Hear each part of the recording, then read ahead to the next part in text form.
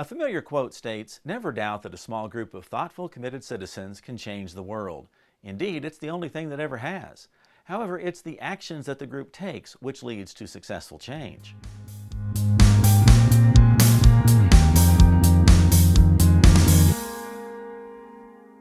Hi, I'm Steve Miller with Community Partnership of the Ozarks, and in this video we continue to unpack the 7 components of the Strategic Prevention Framework, or SPF model. Previously we've discussed assessment, capacity building, and planning. This time we take a look at implementation. As part of the planning process, your coalition will have developed an action plan that documents how to move forward with a selected program or strategy. It describes what you expect to accomplish, the specific steps you will take to get there, and who will be responsible for doing what. It's important to keep communication lines open to ensure that everyone is on the same page and no key tasks fall through the cracks. Sometimes there may be a need to make changes to your prevention plan. Therefore, it's important to communicate openly and make sure that all partners are on board with the implementation plan as you move forward. As you prepare to implement your selected activities, it is important to consider issues of both fidelity and adaptation. Fidelity describes the degree to which a program or practice is implemented as intended.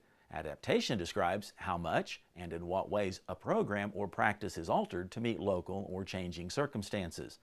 The greater the fidelity to the original program design is implemented, the more likely it is to reproduce positive results. When you change the way an activity was intended to be used, you risk compromising outcomes. However, implementing a program that requires some adaptation may be more efficient and cost-effective than designing a program from scratch. Here are some guidelines to consider when balancing fidelity and adaptation.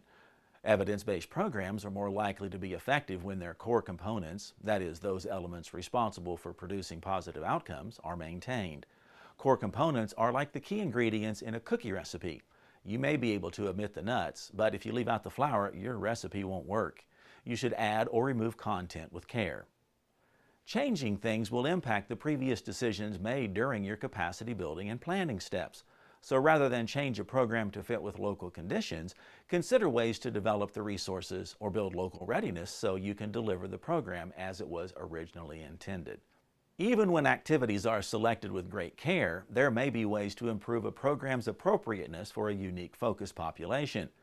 Cultural adaptation refers to program modifications that are tailored to the values, attitudes, beliefs, and experiences of the target audience.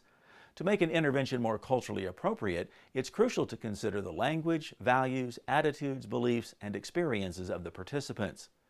Prevention activities assume many different forms and are implemented in many different settings.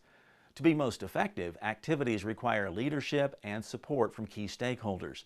When selecting the best candidate to deliver a prevention activity, consider professional qualifications and experiences, practical skills, as well as fit with your focus population.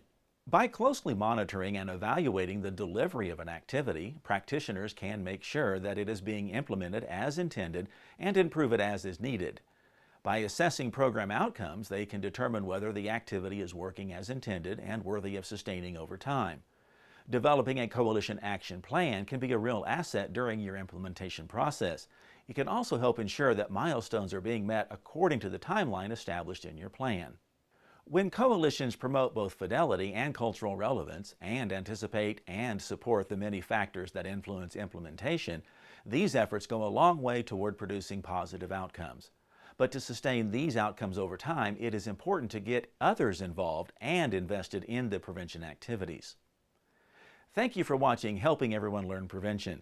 If you'd like to learn more about prevention at the community level, please contact Community Partnership at 417-888-2020 or visit the web address on your screen.